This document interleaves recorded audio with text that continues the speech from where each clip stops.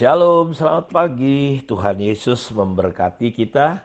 Kembali kita pagi ini bersyukur kepada Tuhan untuk setiap kemurahan, setiap anugerahnya yang selalu dilimpahkan kepada kita. Saya percaya ketika Bapak Ibu tetap membaca firman Tuhan, ada berkat Tuhan yang luar biasa yang terjadi dalam hidup kita. Kita akan membaca dari kitab Bilangan pasal 11 ayat 24 sampai pasal 13 ayat 33 dan Markus pasal 14 ayat 22 sampai 52. Dan Bapak Ibu juga baca Mazmur pasal 52 ayat 3 sampai 11. Hikmat Sulaiman hari ini untuk menjadi hikmat kita dari Amsal pasal 11 ayat 1 sampai 3. Saya diberkati ketika membaca kitab Bilangan di pasal 11 dan saya menuliskan kepada kita semua bagaimana ternyata di dalam proses-proses yang terjadi dalam kehidupan bangsa Israel, bagaimana ketika mereka tidak memahami, tidak siap menghadapi berbagai hal dan itu merugikan kehidupan mereka. Dan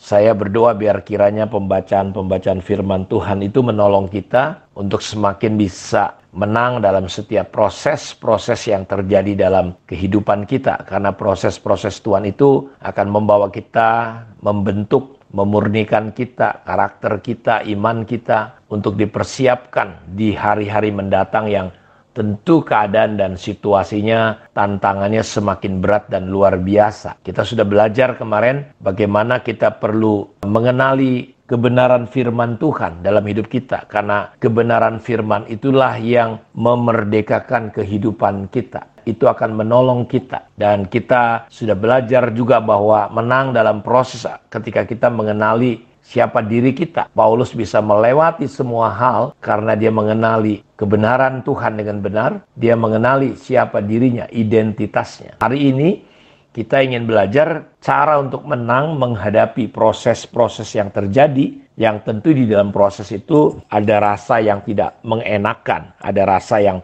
menyakitkan kita. Yaitu kita mulai belajar mengenali siapa yang harusnya menjadi fokus kita senangkan. Dalam 2 Timotius pasal 2 ayat 3 dan 4, Paulus berkata kepada Timotius anak didiknya, ikutlah menderita sebagai seorang prajurit yang baik dari Kristus Yesus. Seorang prajurit yang sedang berjuang, tidak memusingkan dirinya dengan soal-soal penghidupannya, supaya dengan demikian ia berkenan menyenangkan komandannya. Jadi Paulus mengambil ilustrasi contoh bahwa seperti seorang prajurit, dia harus tahu siapa yang dia senangkan. Yang dia senangkan adalah komandannya. Karena itu dia tidak perlu memusingkan dirinya. Dia jangan fokus kepada dirinya, jangan fokus kepada siapapun, tapi dia perlu belajar fokus untuk menyenangkan komandannya. Saudara harus mengenali siapa yang kita perlu senangkan. Ketahuilah siapa yang hendak Bapak Ibu senangkan. Kita tentu tidak dapat menyenangkan semua orang, kita nggak bisa. Ada kelompok orang yang senang dengan kita.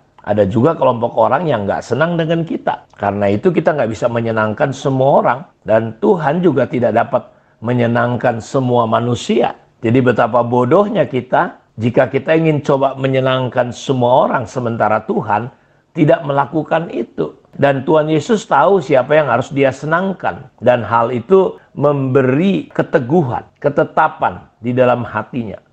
Paulus mengerti siapa yang harus dia senangkan, yaitu komandannya.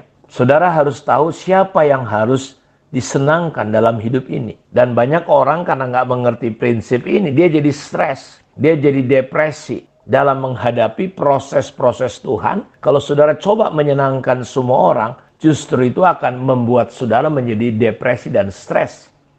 Saudara akan pakai topeng terus. Jadi saat kita tidak mengerti siapa yang harus kita senangkan, kita terjebak dengan apa kata orang. Ya, kita jadi pusing, apa kata orang. Ya, saudara nggak pedulikan apa kata orang selama saudara berada dalam koridor yang benar, nggak usah takut. Apa yang dipikirkan orang tentang kita. Terkadang karena kita khawatir, takut diomong-omongin orang, takut dipikirkan orang, ya, kita jadi punya konflik dengan diri kita sendiri.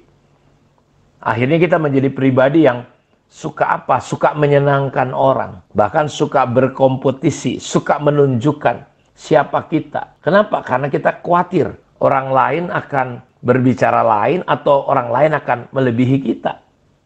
Dan sehingga akhirnya muncul konflik karena kita merasa terancam ketika orang lain tidak sependapat dengan kita. Ya, kita akhirnya menjadi orang yang dominan, coba memaksa orang. Akhirnya kita jatuh ke dalam sihir, manipulasi, intimidasi, dan dominasi. Hidup akan menjadi sederhana, aman, damai, tidak ada ketakutan, dan yang lainnya. Apabila apa? Apabila kita fokus kepada Allah, apa yang menyenangkan Dia. Kita akan bertindak berdasarkan apa yang menyenangkan Tuhan. Tidak peduli entah apapun tentang apa kata orang, apa yang dipikirkan orang, ya, kita nggak usah pusing. Ya, tidak ada banyak hal, ya, di dalam kita ini selain pekerjaan kita yang harusnya kita lakukan, yaitu menyenangkan Tuhan. Tidak ada alasan apapun untuk kita menyalahkan orang lain, keadaan apalagi menyalahkan Tuhan. Seandainya saja kita mengerti siapa yang seharusnya kita senangkan. Jadi kita nggak usah menyalahkan orang lain, menyalahkan situasi, kondisi kalau kita tahu siapa yang utama yang harus kita senangkan. Terkadang kita menjadi tertekan, menjadi bingung, menjadi takut, dan mau menyerah ketika menghadapi proses-proses. Karena kita memilih membiarkan orang lain, situasi, asumsi, menekan pikiran kita. Jadi kita akan menang dalam proses kehidupan ini, seandainya saja saudara dan saya tidak membiarkan diri kita ditekan oleh tuntutan dan penghakiman orang lain.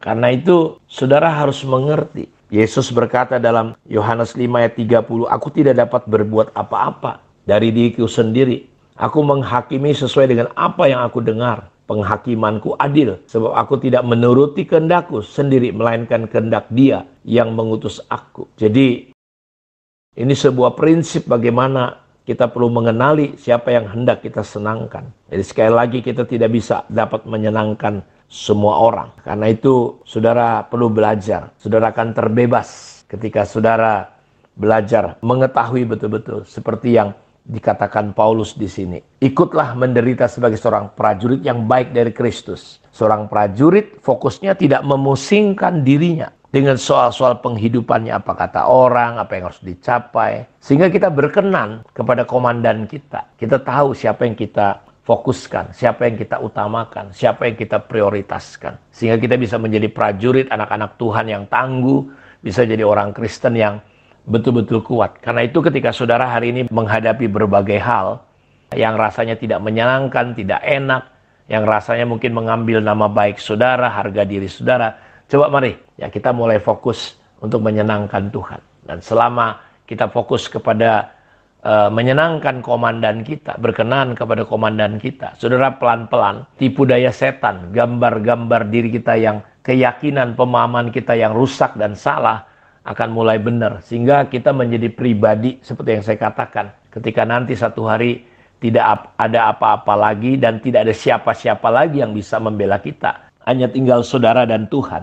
Tuhan nggak tanya apa pencapaianmu, berapa uangmu, apa pangkatmu, apa kedudukanmu. Tapi Tuhan lihat pribadi kita. Apakah pribadi kita adalah pribadi yang menyenangkan Tuhan. Karena itu mari kita fokus bangun menyenangkan Tuhan. Nggak usah pusing dengan apa kata orang, apa yang dipikirkan orang. Jangan hakimi diri saudara berdasarkan tuntutan dan penghakiman orang. Kiranya Tuhan Yesus memberkati kita. Mari kita berdoa. Bapa, terima kasih Engkau menjamah melawat anak-anak-Mu supaya tahu kami ini siapa yang harus kami senangkan. Kami tahu prioritas sehingga kami tidak perlu pusing dengan diri kami dan soal-soal penghidupan kami.